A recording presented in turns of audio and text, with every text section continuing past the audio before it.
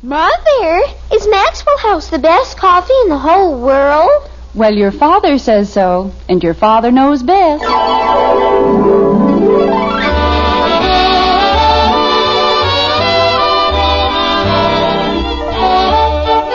Yes, it's Father Knows Best, transcribed in Hollywood, starring Robert Young as father. A half-hour visit with your neighbors, the Andersons, brought to you by Maxwell House, the coffee that's bought and enjoyed by more people than any other brand of coffee at any price. Maxwell House, always good to the last drop.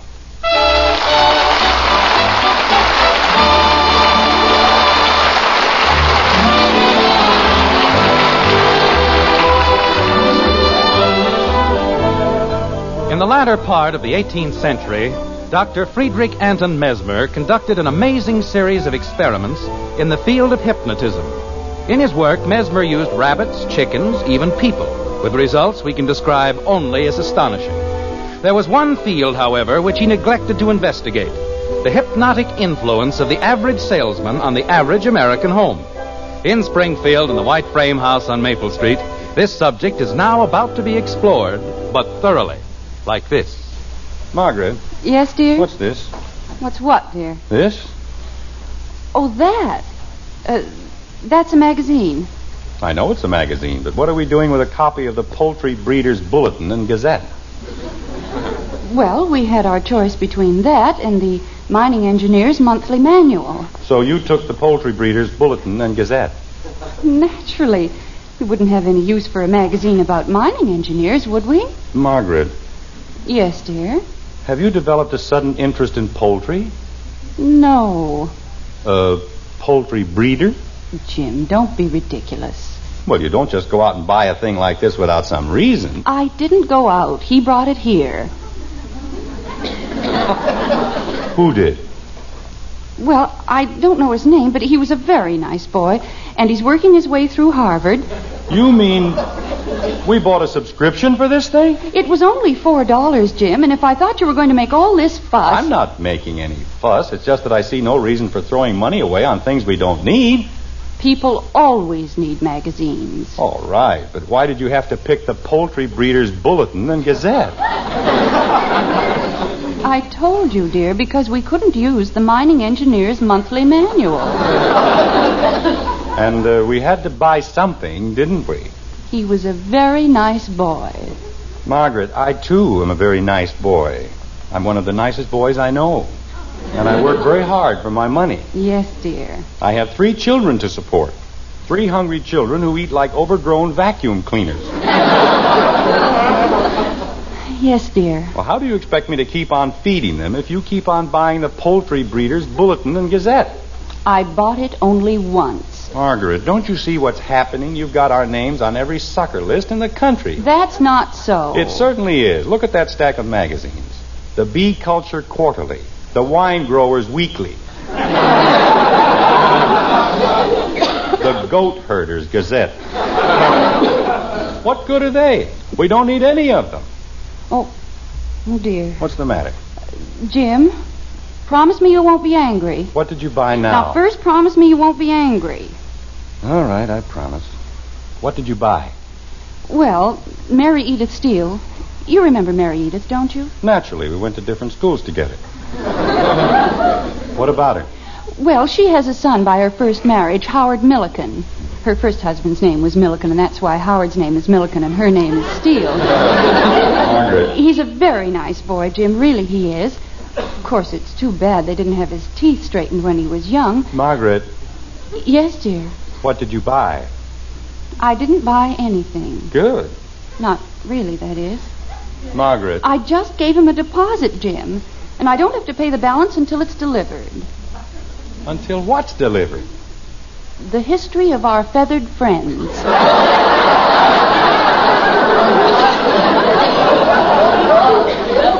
You bought a book about birds? Well, not exactly a book. Oh. It's 12 books. Margaret.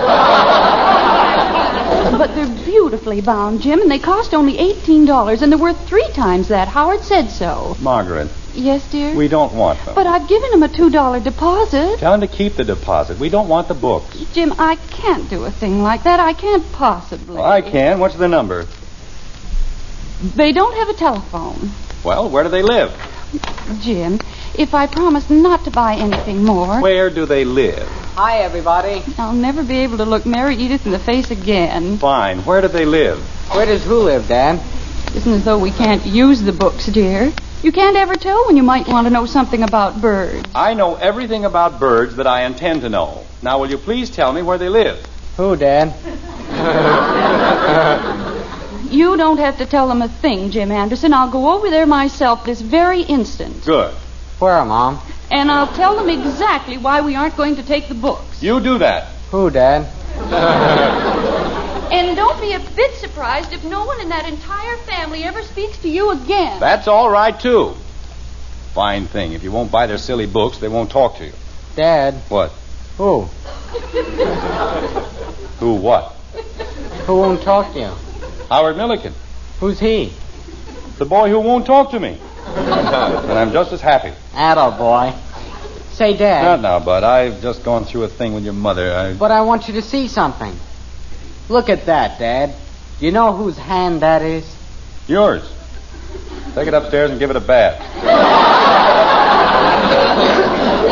It's Joe DiMaggio's. Does he know what's missing? The man said in his whole life he'd never seen a hand that looked more like Joe DiMaggio's. Fine. I hope you'll both be very happy. That's why I need the $2. What $2? For the glove. What glove? My new baseball glove. Like Joe DiMaggio's. Bud. Well, gosh, if you've got a hand like that, you can't use just any old glove, can you? Bud, who told you your hand was like DiMaggio's? The man who sold me the glove. Take it back. But the man said... Take it back. Holy cow.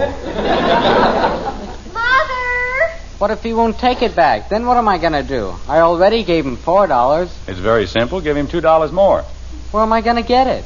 Work for it. Or is it against the law to push a lawnmower with Joe DiMaggio's hand? And don't say holy cow. Gee whiz.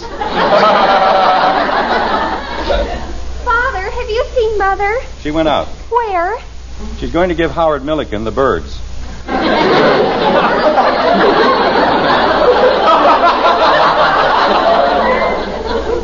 What? Never mind.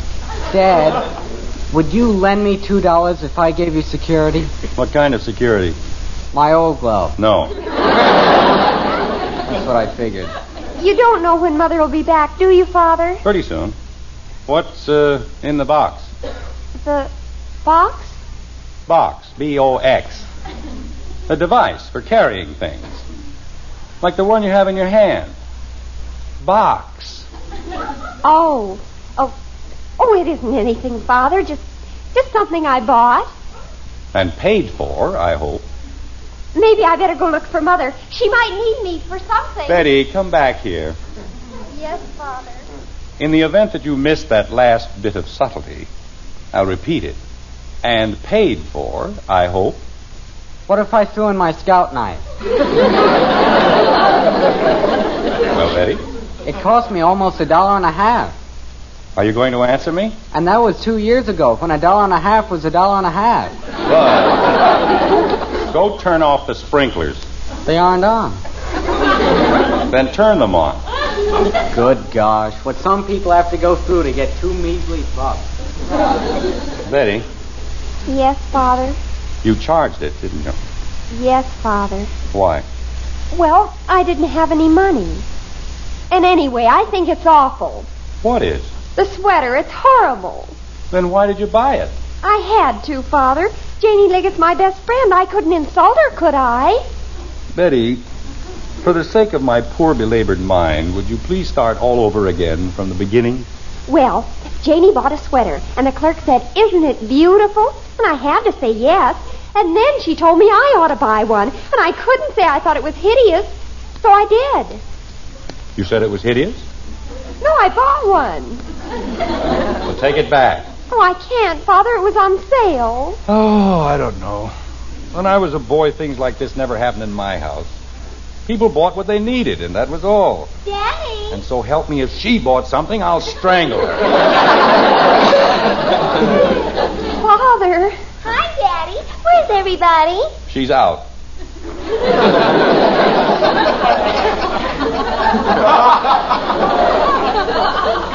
Where is it? Where's what? Whatever it is you bought. I didn't buy anything. Phew. Nobody told me to buy anything. Oh, that's more like it. But I will. Never mind. I never buy anything. You're the only one in this whole family with any sense. Anytime the doorbell rings, somebody buys something. They'll buy anything. The Goat Herder's Gazette, Joe DiMaggio's glove. I want to buy something. Oh, Kathy, stop it. Everybody gets to buy things except me. I never get to buy anything. Betty, make her stop it. Well, I don't know if I can. Kathy, please. Nobody has a family like this. Nobody else in the whole world. Hello. Hello, Jim. This is Gribble, J.P. Gribble. Oh, hello, J.P. Those group insurance figures still haven't come back from New York. Kathy, stop it. That isn't why I call. Jim, could you do me a favor? A big favor? Why, of course, J.P., if I can. What is it? Well, I have a niece, my sister's girl, pretty little thing, wants to make some extra money. Oh, well, you see, J.P. So she's going from house to house selling things, ringing doorbells, you know. I'll get it. Did you say something? No, J.P., that was just the doorbell. Oh, well, as I was saying, I've given her the names of a few people. Just a few, you know. And I consider it a great favor if you'd buy some of her things. J.P., I've just gone through a whole thing with my family about not buying things we don't need. Now, if I buy something... Just 2 or 3 of everything she's got, that's all. 2 or 3? Then, if you'll just bring everything over to me, I'll be glad to reimburse you. Oh, well, of course, J.P., I'll be glad to. Be a lot easier just to give her the money, but you know how it is. Proud little creature, won't take a thing from me, wants to earn it on her own. Well, I understand perfectly, J.P. Naturally, you won't let her know I've called. Oh, haven't heard from you in weeks. That's the idea. I knew I could count on you, my boy. And, I'll bring the things up to you in the morning? Any time at all, Jim. I'll be glad to take them off your hands. Fine. Well, I'll see you in the morning. Thank you, Jim, and good night, my boy. Good night, J.P. Who was it, Kathy? It was a lady selling things. Already? Tell her to come in. You want her to come in? That's right. But you said you didn't want us to buy anything. Kathy, we've been buying things for months from anybody who came to the door. Now, this is something special. This is something I've got to buy. Tell the lady to come in. I can't. Why not? I already told her to go away. Oh, no.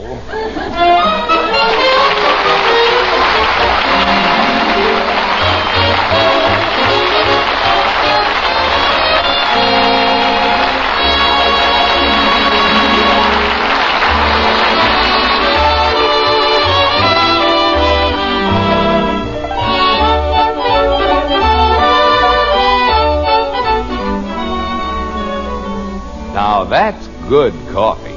Best I ever had. Those words will really warm your heart when you hear them from the world's greatest coffee expert. Yes, ma'am. Because that #1 expert is the man you want to please most. Your husband.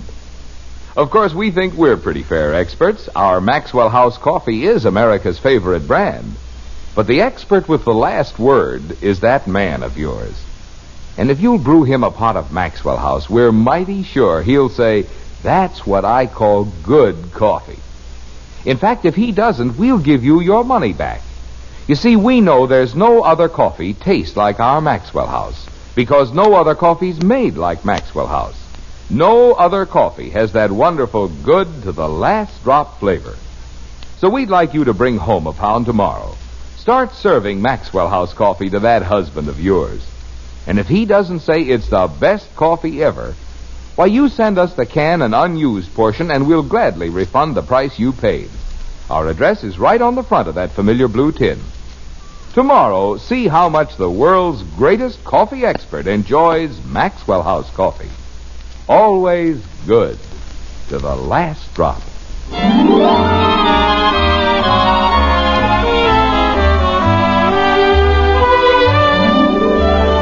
It's moments later on Maple Street, and in the white frame house occupied by the Andersons, there's a soapy whir of speculation. Will Kathy be able to find the salesgirl and bring her back?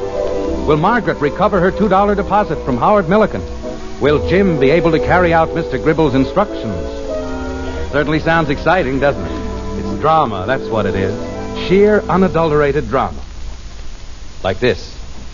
Father, What is it, Benny? do you hate green sweaters? Not particularly. I do. Good. Of all the sweaters in the store, she would have to pick out a green one. Who? Janie Liggett. And I look terrible in green.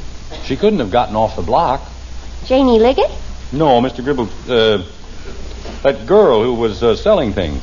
Daddy, I found her! Wow, good for you. Oh, it was so exciting, Daddy. She was just getting kicked out of the Woodies. She what? I mean, Mrs. Woody was telling her she didn't want any. Oh. Well, where is she? She's coming. And, oh, Daddy, is she pretty? She is, huh? She's got beautiful golden hair and big blue eyes. Who has, Father? Just someone with whom I have to do some business, that's all. What kind of business? Betty, why don't you go upstairs and worry about your green sweater or something? Well, if you're going to do business with beautiful blondes and don't want us around... I didn't say I didn't want you around. I merely said, just stay here and keep quiet, please. Hello? Oh, come on in. I left the door open. Thank you. Kathy, why don't you go somewhere and play? I want to watch. Well, just be sure that you don't... Hello there. I'm Jim Anderson. How do you do, Mr. Anderson? I'm Sheila Gibson. Yes, you certainly are. Come on in. Sit down. Thank you very much. Yeah, that's better, isn't it? Yes, quite. This is my older daughter, Betty. How do you do, Betty? Hi. And, of course, you've met Kathy. Of course. Hi. She said you wanted to see me about something. Yes, I certainly do. We'd like to see what you're selling. Oh? For any particular reason? Well, of course. I'll probably buy something. We buy things here all the time. Is Mrs. Anderson at home? No, but we don't have to worry about that. Just trot everything out. Okay. What are you selling, anyway? Lingerie. What? Lingerie? What's that? Ladies' silk lingerie. Father! Well, there's nothing wrong with ladies' silk lingerie. Is there? Not that I know of. Father, you can't look at things like that. Like what, Betty? Why can't I? If your mother can buy the Poultry Breeders' Gazette, I can look at lingerie. Now, let's see it. All right. Father, may I speak to you a minute? Later, Betty. Let's just get this over with first. Daddy, why won't you tell me? Daddy! This is one of our better garments, Mr. Anderson. It's pure silk and comes in the loose leg. I'll take 3. Just put it away. I'll take 3. Thank you. Did you have any particular size in mind? Yes, Mrs. Gribb. I mean, it's for a large woman, very large. About a 46? Father, that's a tent. Well, if it's the largest you have, it'll be fine. All right. Now, as a companion piece, we generally recommend this form-fitting... I'll take 3. Oh, but I want to explain. You don't have to explain. I'll take 3. In the large size? Yes, the large size. Oh. Say, Dad, how long do you want me to... Holy cow.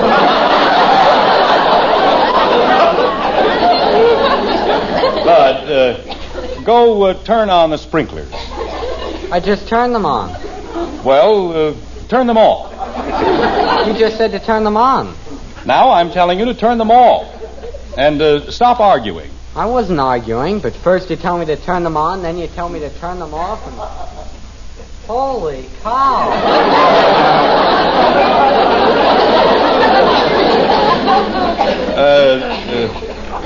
That was my son. So I gathered. As a special introductory feature, Mr. Anderson, we're offering a new... I'll take 3. Just give me 3 of everything and tell me how much it is. Oh, that's very generous of you, but I really feel... It's quite all right, Miss... Gibson. Miss Gibson. I was saying to my wife just the other day, the next time somebody comes along selling things, we'll just take 3 of everything. That's what I said. Father, do you feel all right? Of course I feel all right. I feel fine. Your collar's melting.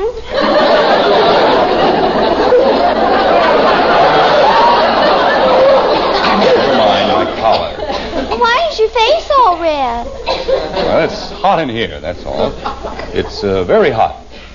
How much do I owe you? Well, it comes to $84, but that includes... Oh, Mr. Anderson, let me show it to you. You don't have to bother. Oh, but I want to. Tell me, have you ever seen anything more beautiful? It's fine, yes. Just put it away. Oh, Father, that's gorgeous. How do you sleep in a thing like that? You don't sleep in them, silly. Have you ever seen anything so sheer, so soft, so beautifully delicate? It's great, just great. Now, will you please put it away? Oh, Father, may I look at it just for a minute? It's lovely, isn't it? You can look at it later. Hold it up against you so I can see. All right. Miss Gibson. Jim. Uh-oh. Jim, Howard Milliken says he's very sorry, but... Well... Mother, isn't it beautiful? It's a nightgown. Margaret, this is Miss Gibson. She, sells things. Doesn't she, though?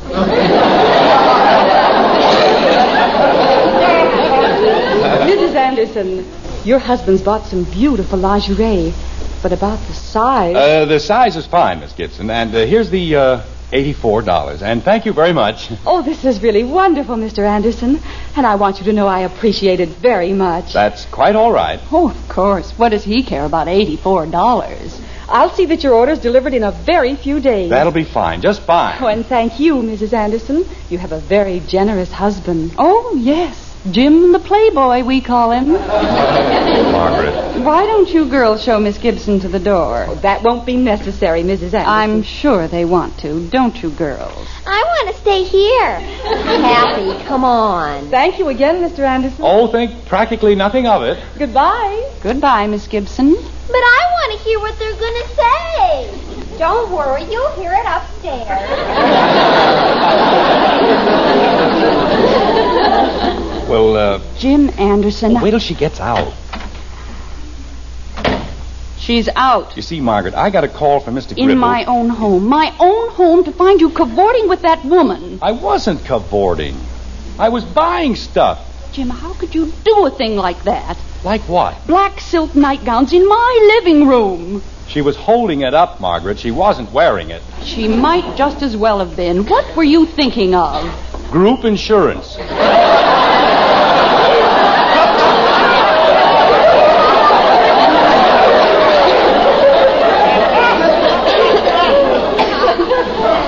You see, Margaret, I got this call from Mr. Gribble. I wasn't out of the house for more than 10 minutes. And he said he was sending his niece over. The very instant my back is turned, Sending his you niece invite over. strange women into the living room. His niece over. And now only... His niece? His niece. You mean that was Mr. Gribble's niece? Uh-huh. And he sent her over? Yep. Oh. She's too proud to take money from her uncle, so he asked a few friends to buy things from her. For him. That's why I had to get everything so large. They're for Mrs. Gribble. Jim. Well, I couldn't say anything in front of Miss Gibson or the children. He doesn't want her to know anything about it. Jim, I'm so ashamed. Oh, that's all right, honey. We all make mistakes once in a while. But when I saw her with that black nightgown in front of her... Margaret, let's just forget the whole thing, shall we? What happened with our feathered friends? Howard says he can't do anything about it. He's already put the order in. I'm sorry, dear. Well, it just goes to show what happens when you don't figure things out. I knew exactly what to do, what to expect, and so it worked fine. Gribble's happy, his niece is happy, and as soon as I get my $84, I'll be happy. Jim. Just a second, honey. I'd better answer the door. If it's anybody selling anything, tell them we don't want any. Don't worry, Angel. I know just how to handle it. Hello. Mr. Anderson? Yes? I'm Amelia. My uncle, Mr. Gribble, said you'd buy some of my lifesavers. Lifesavers? I got all kinds of lifesavers. Sperma, peppermint, wintergreen. Oh, no!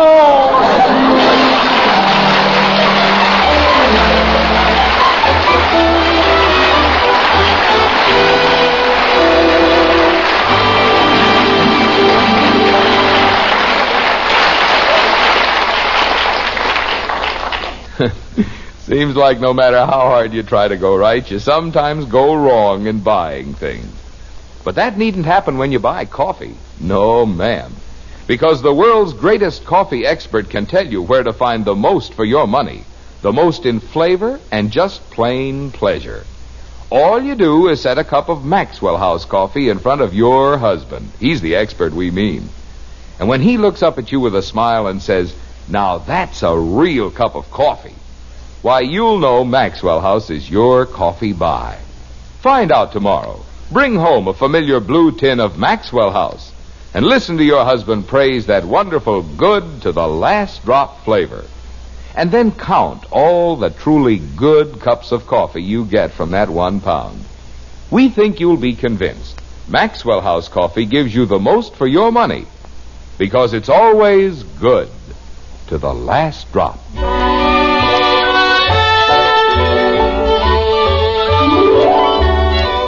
It's morning now and breakfast time in the white frame house on Maple Street. There's a fragrant scent of coffee in the air, crisp bacon frying in the skillet, and Father burning in the breakfast room, like this. Books about birds can be very useful, can't they, dear? Yes, I guess they can be. Please pass the toast, Kathy. Here you are, Daddy. You know, in this light, the sweater looks fine, doesn't it, Father? Great. Butter, please. Say, Dad, you know what Joe Phillips said to me last night? I know, Bud. What did Joe Phillips say to you last night? Anytime I want to sell my Joe DiMaggio glove, he'll give me a $2 profit. Good. May I please have the sugar? There you are, Dad. Thank you. Well, things seem to have worked out very well after all, haven't they? Oh, yes, just fine. Pass the cream, please. Daddy, Yes, Kathy? what are you going to do with your black nightgown? Cream, please.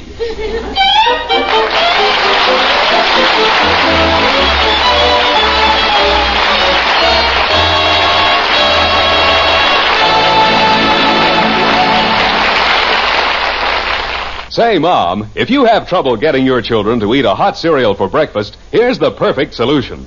Just serve them Hopalong Cassidy's favorite hot cereal, Post Wheatmeal. Yes, Post Wheatmeal.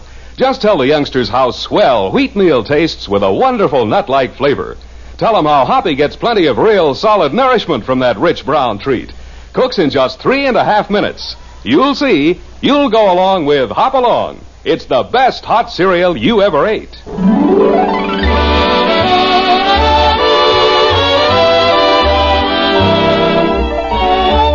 Join us again next week when we'll be back with Father Knows Best, starring Robert Young as Jim Anderson, with Roy Bargy and the Maxwell House Orchestra, and yours truly, Bill Foreman. So until next Thursday, good night and good luck from the makers of Maxwell House, America's favorite brand of coffee.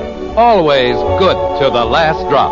Father Knows Best was transcribed in Hollywood and written by Ed James. Now stay tuned in for Dragnet, which follows immediately over most of these stations.